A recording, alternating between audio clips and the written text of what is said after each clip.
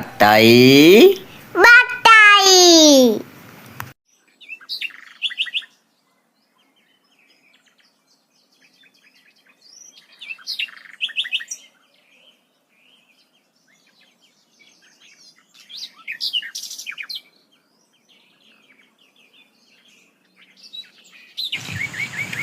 නිවාඩු දවසටවත් ගෙදරට වෙලා ඉන්න නෑනේ දෙයියනේ.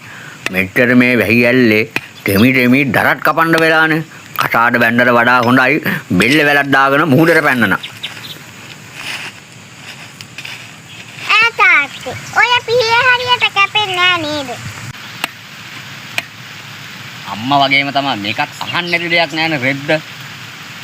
තාත්තේ මේ ගඟ කොහාටද යන්නේ? උඹලේ අම්මගේ ලිප් බොක්කෙන්.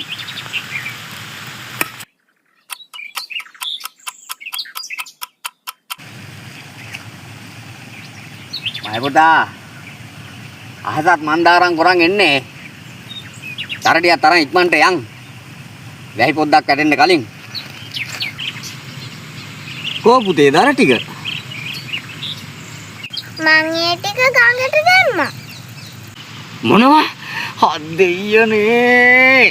ඉතින් තාත්තමනි කිව්වේ ගඟ යන්නේ අම්මගේ ලිබ්බොක්කෙන් කියලා.